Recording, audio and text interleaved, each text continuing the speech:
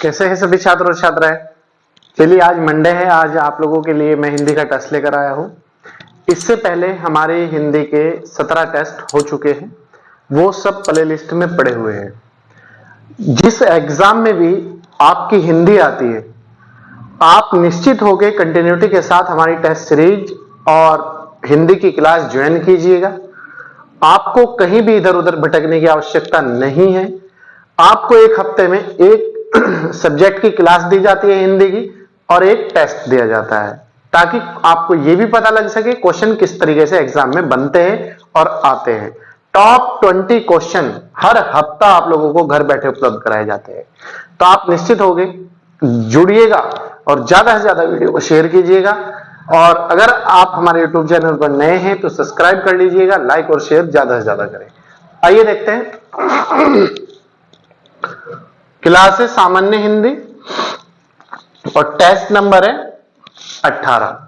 ठीक है, इससे पहले 17 टेस्ट हो चुके हैं।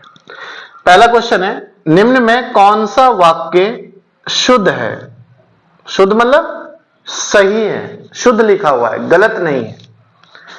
मुझे बहुत आती है आनंद, मुझे बहुत आनंद आता है। सी, मुझे आनंद बहुत आता है। डी, कोई नहीं। इसमें जो शुद्ध वाक्य लिखा गया है वो है मुझे बहुत आनंद आता है, मुझे बहुत आनंद आता है।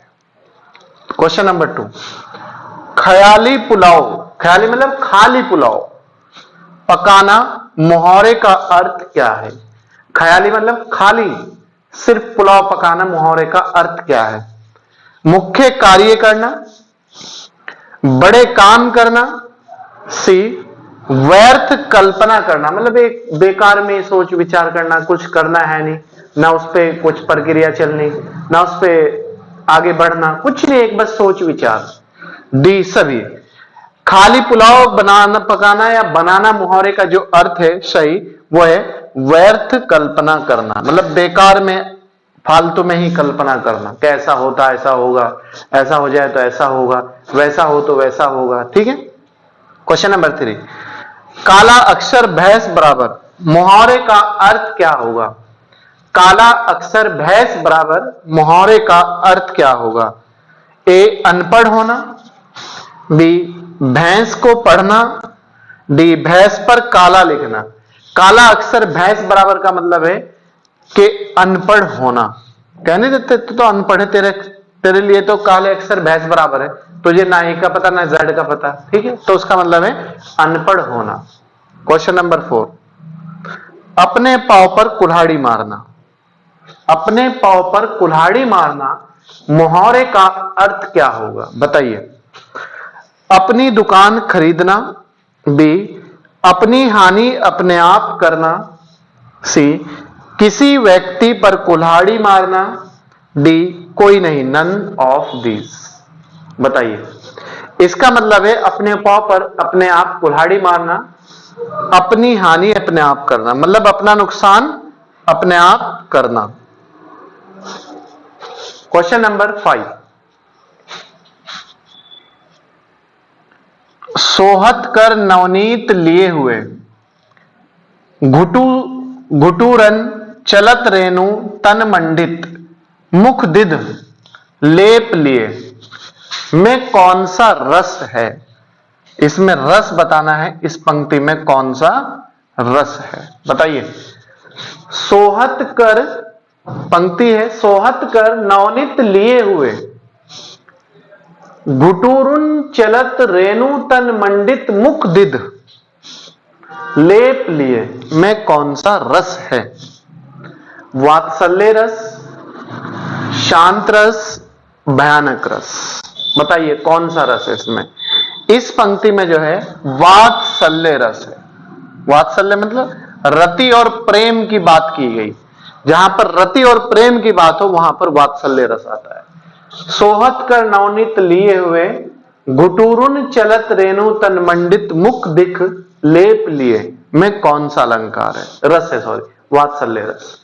नेक्स्ट है क्वेश्चन नंबर 6, राग है कि, राग है कि, रूप है कि, बस है कि, तन है कि, मन है कि, प्यारी है, में कौन सा रस है?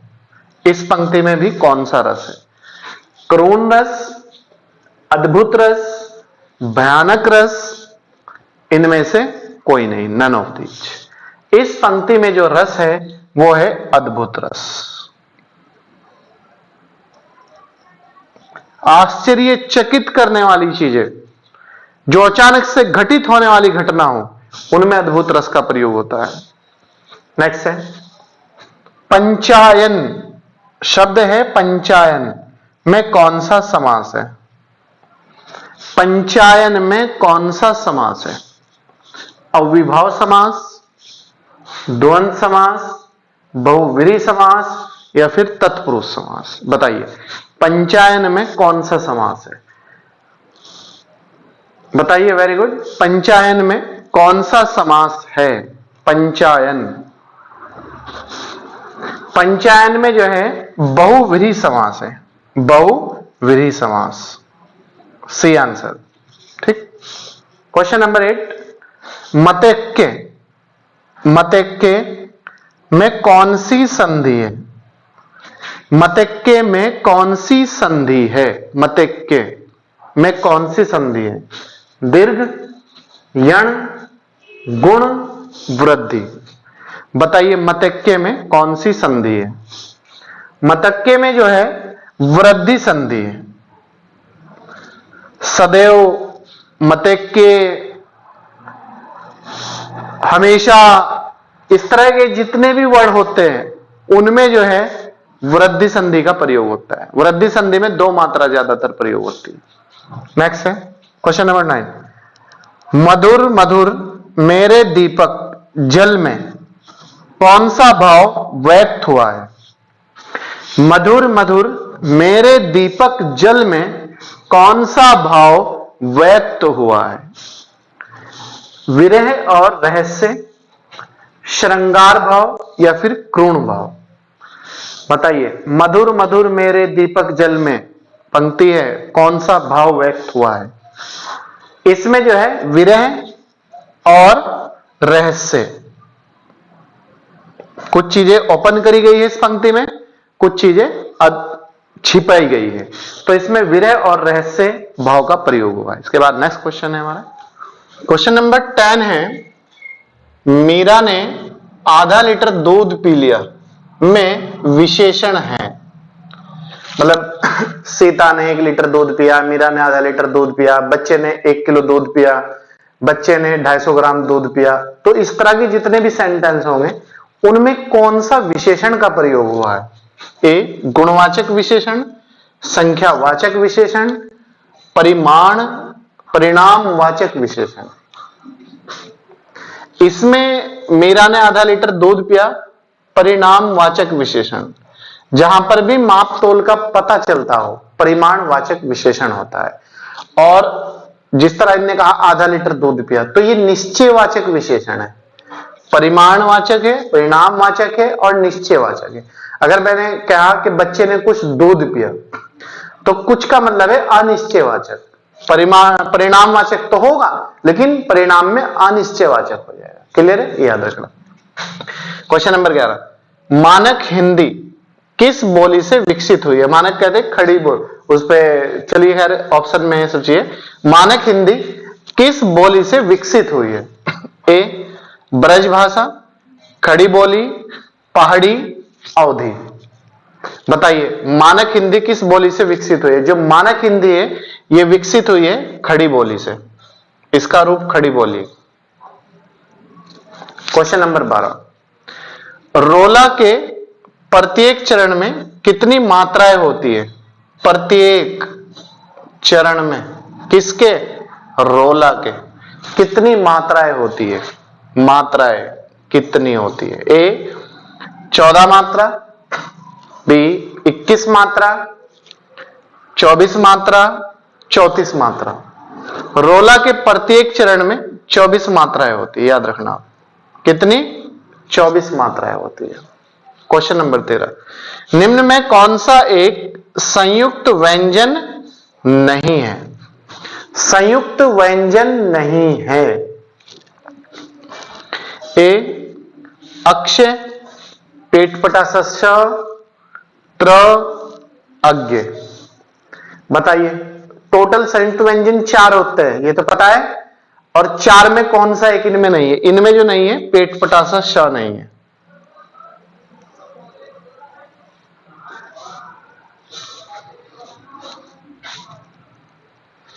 क्वेश्चन नंबर 14, विस्तार व कर्तज्ञ का क्रमशः विलोम शब्द क्या होगा? 2 वर्ड है, एक तो विस्तार है, इसका विलोम शब्द बताना, और एक कर्तज्ञ का विलोम शब्द बताना। तो इसका विलोम शब्द क्रमशः क्या होगा?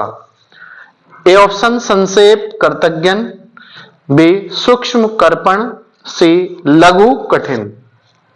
बताइए इसका क्या होगा? इसका जो होगा संक्षेप और कर्तज्ञन होगा। संक्षेप और कर्तज्ञन। विस्तार का होता है संक्षेप और कर्तज्ञ का होता है कर्तज्ञन। ठीक है। क्वेश्चन नंबर 15, वीर पुत्र को जन्म देने वाली स्त्री के लिए एक शब्द क्या होगा? कहते थे भाई उसने तो बहुत ही वीर पुत्र को जन्म दिया, उसके तो पूत भी ऐसे वीर सपूत पूत है। ठीक है, तो इस तरह की स्त्री को क्या कहेंगे एक वर्ड में? वसुंधरा, माते, वीर परशु, या फिर कोई नहीं, नन ऑफ दीज। बताइए इस तरह की वीर पुरुष को या वीर स्त्री को जन्म या वीर पुत्रों को जन्म देने वाली को कहते हैं वीर परशु।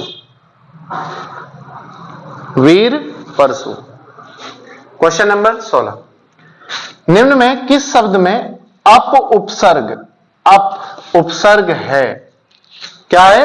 अप उपसर्ग है किस शब्द में? अप्रोक्ष, अपादान, अपवाद, अपमान। बताइए किस शब्द में अप उपसर्ग है? अपादान में जो है अप उपसर्ग का प्रयोग होता है।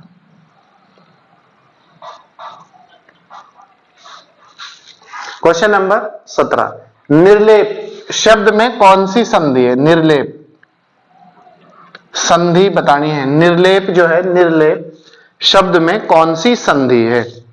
निर प्लस लेप, नी प्लस लेप, निर प्लस अलेप। बताइए कौन सी संधि है? वेरी गुड, बहुत अच्छा। इसमें है नी प्लस लेप। निर्लेप शब्द में संधि होगी नी प्लस लेप। क्वेश्चन नंबर 18, 12 सिंगा शब्द में कौन सा समास है? 12 सिंगा जो शब्द है इसमें किस समास का प्रयोग किया गया है? द्विगु समास, क्रमधारीय समास, या फिर बहुव्रीहि समास। बताइए 12 सिंगे में किस समास का प्रयोग हुआ है? इसमें जो प्रयोग हुआ है वो हुआ है बहुव्रीहि समास का। क्वेश्चन नंबर 19, निम्न में से किस शब्द का समास विग्रह सही है? किस शब्द का समास विग्रह सही है? सही बताना। वनवास, वन का वास। बी है ग्रह प्रवेश, ग्रह में प्रवेश। सर्वप्रिय, सबके लिए प्रिय। हवन सामग्री, हवन की सामग्री। बताइए कौन सा समास विग्रह सही है? इसमें जो देखो वनवास, वन का नहीं होता, वन को वास, को आएगा यहां पर, गलत हो गया अपना में। बी है ग्रह प्रवेश, ग्रह में प्रवेश, यहां में, ये सही है, तो आंसर होगा हमारा बी। बाकी और भी देख लीजिएगा। सर्वप्रिय, सबको प्रिय। सर्वप्रिय मतलब होता है सबको प्रिय, और यहां क्या दिया? सबके लिए प्रिय, गलत हो गया। चौथा है हवन सामग्री, हवन की सामग्री। क्वेश्चन यहां होता है सही हवन के लिए सामग्री। ठीक है, तो के लिए सामग्री होता है, तो इसमें जो राइट है ग्रह प्रवेश, ग्रह में प्रवेश। क्वेश्चन नंबर 20 और लास्ट क्वेश्चन है आज के टेस्ट का, निम्न में कौन सा विलोम शब्द युगम गलत है? गलत देखना है हमें, इसमें सही नहीं देखना, गलत। इष्ट अनिष्ट, छली निश्चल, छल भी हो सकता है छली भी हो सकता है, निश्चल। उत्कृष्ट विकृष्ट, सानुनासिक निर्नुनासिक। देखो इष्ट का अनिष्ट सही है, कोई दिक्कत वाली बात नहीं है अपना में। दूसरा छली का या छल का निश्चल होता है, ठीक है, सही है। उत्कृष्ट का विलोम जो शब्द होता है वो होता है उत्कृष्ट का विकृष्ट, और इनने क्या दे रखा, विकर्ष, गलत हो गया। तो इसमें जो गलत है वो है हमारा सी आंसर। बाकी सानुनासिक निर्नुनासिक ये भी सही है अपना में, ठीक है। तो पहला बी, ए बी और डी सही है, जबकि सी इसमें गलत है। उत्कृष्ट का होता है विकृष्ट, विकृष्ट, याद रखना, उत्कृष्ट का उल्टा विलोम शब्द होता है विकृष्ट। तो ये थी प्यारे छात्रों छात्राओं आज के हमारी top 20 Hindi general Hindi test series. और आज मंडे है, मुझे पूरी उम्मीद है कि आप लोगों इसे पढ़ेंगे और समझेंगे। कोई भी आगामी हमारी परीक्षाएं हो, चाहे वो सीटेट की हो, टेट की हो, ग्रुप सी की हो, पुलिस हो, एसआई हो, पटवारी हो, लेखपाल हो, जिसमें भी हिंदी आनी है, ऑल कॉम्पिटिटिव एग्जाम, उसके लिए मोस्ट इंपोर्टेंट टेस्ट सीरीज।